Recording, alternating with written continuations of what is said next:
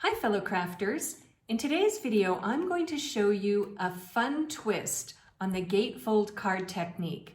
A twist that creates a fun surprise inside your card.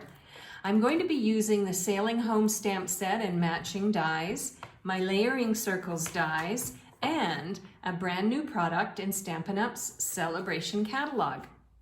Be sure to watch all the way through my video for my bonus tips and ideas, and to see a second and quite different card idea using this same technique. So let's get started. Hey everyone, I'm Terri and I'm nuts about stamping. I love sharing techniques and project ideas for rubber stamping, paper crafting, and scrapbooking with you each week. Be sure to hit that red subscribe button and the bell beside it so that you'll be the first to be notified when my next video goes live. Now, let's get going on this super fun technique. As I said in my intro, I'm going to be using the Sailing Home stamp set and matching dies. If you are looking for products for masculine cards or beachy scrapbook pages, this is the combo for you. Whether you're sailing home or going off to new adventures, the images and sentiments in this stamp set will inspire you on your journey. So I'm going to start off by doing a bunch of stamping and die cutting using several of the images in the Sailing Home stamp set. So I've got the small sailboat, the anchor, I have got the lighthouse, and I've got the big sailboat, and I've got the phrase, one of the phrases in the stamp set. So what I'm going to do is use all of these images and I'm going to ink them using the Memento Tuxedo Black ink pad. So they're all going to be black. So I'll go ahead and I will stamp each of these images and then I will get ready to show you how I'm going to die cut them and use them as elements on my card.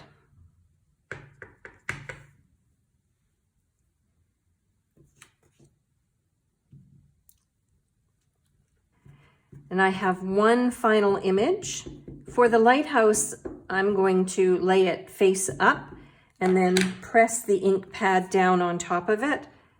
I think that will help the ink apply more smoothly across the entire surface. Yep, perfect. Now, what I'm going to do is bring in the matching dies, get them all set up, and then I'm going to run them through my Big Shot. This is a frame die, and it works perfectly around this phrase. And there we've got that one. So I'll just slide this aside. I'll bring in my Stampin' Cut and Emboss machine. And I'll lay these all down and die cut them out. And then I will come back and show you the next step in making this fun fold card. I have those images die cut and ready to use as elements on my card, but I'm not quite done with my Stampin' Cut and Emboss machine. The other thing I want to do is I want to die cut a smoky slate circle, a whisper white circle, and then out of basic gray, I'm going to use this, oh gosh, is it a steering wheel on a boat? Obviously, I'm not a sailor. Anyway, whatever that is, I'm going to die cut that out. So I'll bring back in my Stampin' Cut and Emboss machine and get these set up and die cut those out. And then we'll move on to the next step in making this card. All right, I have these die cut and ready to use on the front of my card. Now the next step is to use one of the products that I earned for free in Stampin' Up's Sale-a-Bration. This Sale-a-Bration catalog is only available for 2 months, from August through September 2021, and you can earn products for free with a qualifying order. So when I placed one of my orders recently, I earned the beautifully penned designer series paper. And I'm going to use 2 patterns from this pack of paper for this fun fold card. So what I'm going to do is use 4 pieces of one of the patterns in the beautifully penned designer series paper pack, and I'm going to adhere each of those strips to 4 different pieces of basic white cardstock. So I'll just add a bit of glue to the back of each of these, and I'll glue them down, and then it will be time to create this gatefold card that has a fun surprise inside. I finished adhering these down, and now I'm just going to set them aside to dry along with my elements, and let's create the fun fold. I have a piece of smoky slate cardstock. It was originally 12 by 12, and I've cut it down to be 10 by 10. So you want to, whatever color you choose, you want a piece that's 10 by 10. And I'm going to bring in my Simply Scored, and I'm going to make a couple of quick scores on this piece of cardstock. I'm going to score at 2.5, and I'm going to score at 7.5.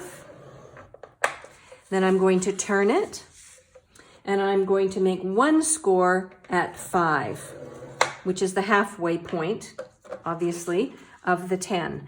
And that is all the scoring I'm going to do. Now I'm going to bring in my paper trimmer, and what I want to do is I want to cut off this piece and this piece.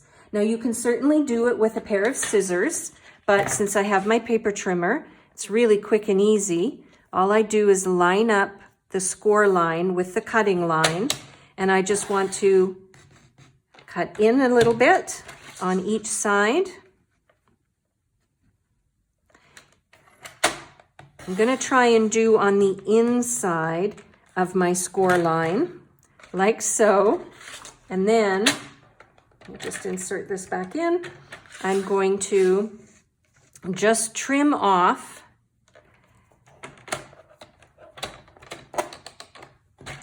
this piece up here, like so. And then I'm going to come down here and I'm going to trim off this piece like so. Okay? Now, what I'm going to do now is I'm going to fold in and fold in like so. There's my gatefold part. And then this, I am going to fold up. Now, I'm going to give you a tip right from the start. You may need to go back in and trim just a smidge off of each of these ends because you want this piece, this flap, to sit nicely inside the card. So you can see that mine isn't working perfectly. So I'm just going to stop the video and I'm going to trim just a teeny bit more off of each side so that these little doors close very smoothly and the card will stay closed. So I'll be back in a moment. All right, that just took a couple of seconds, and now you can see that my piece folds beautifully up and inside, and this is what creates the surprise drop down inside your gatefold card idea. So now let's take all the bits and pieces and use them to decorate the card. And this is what will take it from, oh, that's a pretty card, to, wow, that's an awesome card. So remember these 4 pieces that I created. I'm going to now adhere them, 2 on the inside and 2 on the outside. So I'll adhere this one first. Just try and get it nice and even. And then this one is going to also go on the inside.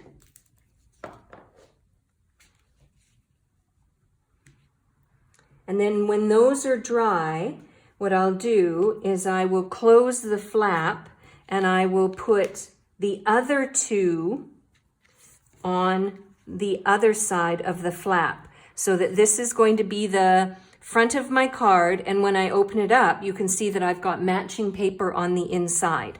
So I'll let this dry just for a second, just so that it sticks and doesn't slide when I add these two on the outside next. All right, these are dry and ready for the next step.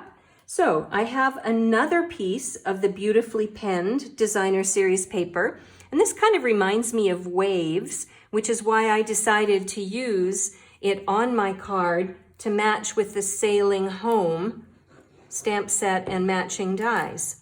So I'm going to attach this. I think I want my waves to be this way.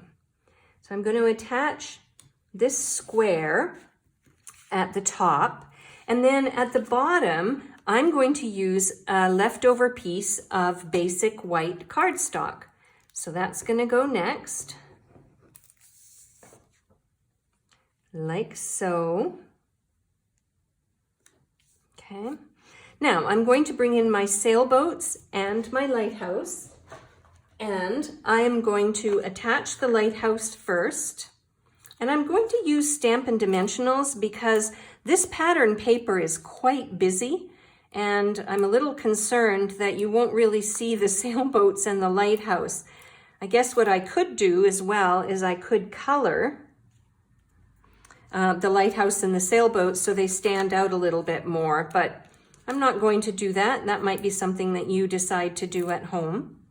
So I'm going to put this sailboat up here, and then the small sailboat down at the bottom, each one using its own little Stampin' Dimensional, like so. Okay, I'm happy with that. And I added some multi-purpose liquid glue to the back of the anchor, and I attached the anchor flat to this piece of basic white cardstock because I want to use this section to write on.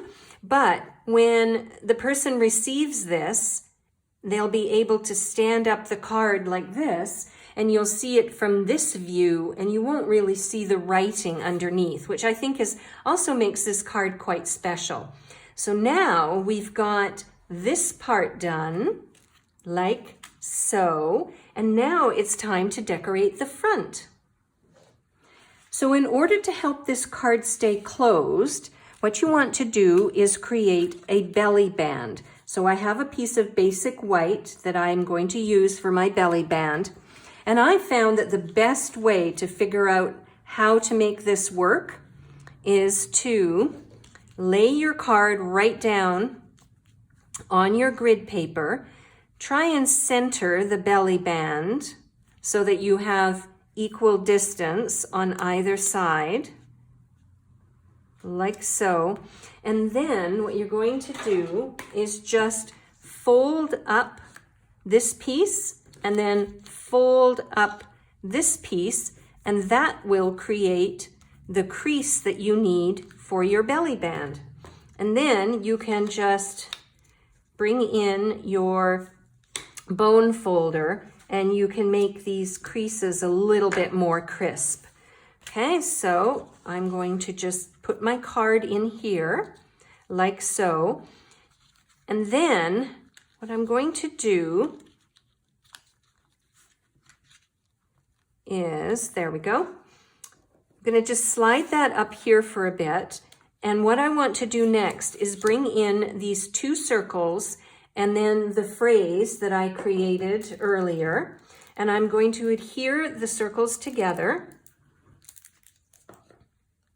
like so. And then I think what I'll do is I'll pop up the phrase on my circle, like that. Okay, let me bring that up so you can see that a little bit more closely. And then what I'm going to do is I'm going to adhere this on to the front of my card. But I have actually got quite a bit of an overlap, so I'm just going to trim a little bit of this overlap off so that you don't see the joint or where the two pieces come together. So I'll just grab my paper trimmer, I'll just trim a little bit off, and then we'll finish off the card. All right, I have that little bit trimmed off. I trimmed off about 1.25 inches just so that it wouldn't overlap so much. And what I'm going to do is just add some glue to the left side, and then I'll just fold down gently and add the top flap on top, and then we'll just hold that in place to let it dry. You don't want your belly band to be super tight because you want to be able to slide it off the card. So don't feel that you have to have it perfect. A little bit of a gap is fine. And then what I'm going to do is, I think I will just glue this flat. I thought about having a Stampin' Dimensional on it, but I think what I'll do is just put a strip of the adhesive across, and then I'll lay this down, and then I'll set it aside to dry for a couple of minutes, and I'll come back and I'll show you what it looks like when it's all unfolded. And then I'll show you a second idea using a completely different set of products. Back in a moment. And there we go. I think it's ready now for me to slide off the belly band and show you the final product. But I forgot about this little die. Remember that we had die cut that out? Now, I think it would be really cute, now that I've got this all made, to put one of these on each side. But since I've only got one die cut, what I'm going to do is, I think what I'll do is I'll put it up there, and I'll use some multi-purpose liquid glue just on part of the die, just on not even quite half of it. And I'll attach it like so, as it adds a really fun additional touch. But I think if you were to make this at home, I would recommend that you put one on either side. Now, it's not dry, but let's slide off the belly band